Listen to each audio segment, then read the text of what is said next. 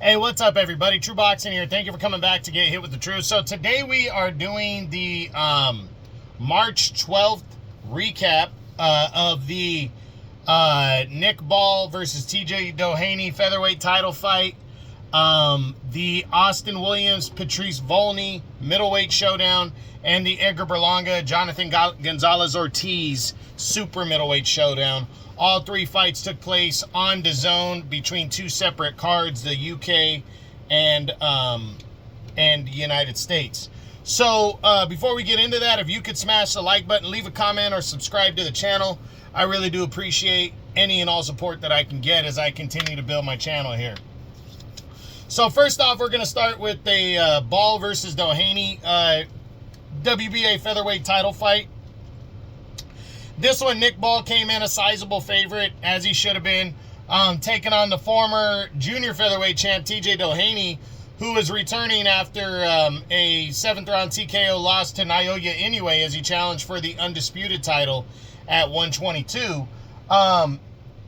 You know, this one went kind of as expected. Nick Ball just broke down the veteran and older Doheny, broke him down, kind of beat him up. You know, Doheny always provides a tough test because he's got a chin and the way he fights, his style, but it wasn't enough for the younger and fresher undefeated Nick Ball, who basically took on another kind of stay busy, you know, type title defense, his second consecutive against a veteran.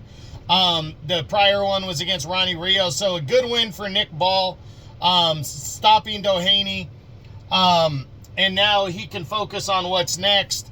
You know, we'll discuss him on a what's next video next week, and what potential options he has going forward.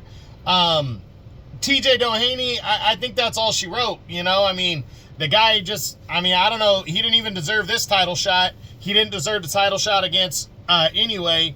I think he cashed out. He got the big one with Inoue, going to Japan, and then he comes back to the UK for an all-UK showdown against Nick Ball and gets and loses. So, personally for me, I think Doheny should just hang him up. But you know, we'll see what he does next, but he's not getting a what's next video next week.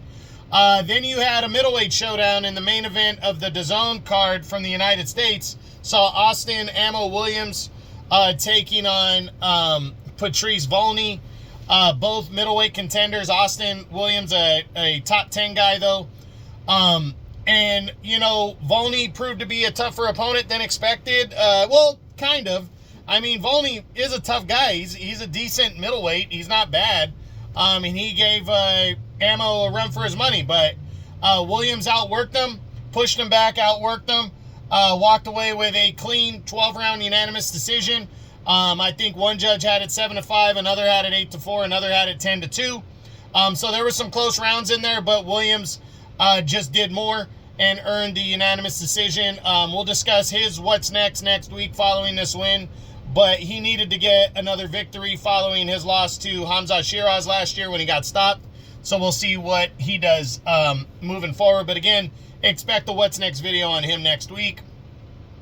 And then finally, Edgar Berlanga, who, in my opinion, I don't know how the hell he was on the Austin Williams undercard, but he was, took on Jonathan Gonzalez Ortiz and blew him out of the water. He came in overweight. That was a little cause for concern because he was overlooking Jonathan Ortiz, but in reality, he wasn't. He went out there and blew him out of the water. He said after the fight, this is what I'm supposed to do against a guy like this, which he's right. And he got a clean, solid victory, first round TKO. So that's what he is supposed to do against guys like that. And he needed a win like that, not just because he lost his last fight to Canelo, but even before Canelo, he had one stoppage win against Padraig McCrory. But prior to that, he had won like 5 in a row by a decision. And really, there was a lot of criticism on him about how good was he really, because he won his first 16 fights by first round knockout. Then he stepped up the competition level a little bit, but it was still B-C level type competition and got 4 or 5 consecutive decisions. Then he gets Canelo, got put down in that fight, fought hard, but really showed a lot of heart. was competitive in moments, but just got outworked against a future Hall of Famer in Canelo and lost. So bouncing back like this to destroy a guy with a first-round knockout is impressive, and hopefully it sets up bigger fights down the road. As he expressed after the fight, he wants Munguia, Charlo, or Plant. We'll see, but yeah, I mean, this is a good win for Berlanga, who's got a name, who's been in there with Canelo now. That only increased his name.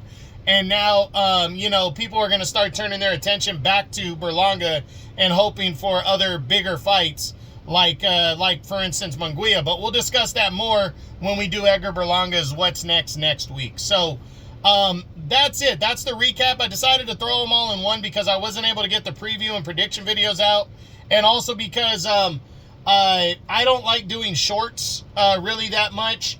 And they told me I had to do shorts. If it was under 3 minutes, it had to be a short, and I didn't want it to be, so I just combined them all together. But that's it. That's the March 12th, basically two-card DAZN recap that covered Nick Ball and TJ Doheny, Austin Williams and Patrice Volny, and Edgar Berlanga and Jonathan Gonzalez Ortiz. I hope you enjoyed the video. If you did, smash the like button, leave a comment, or subscribe to the channel.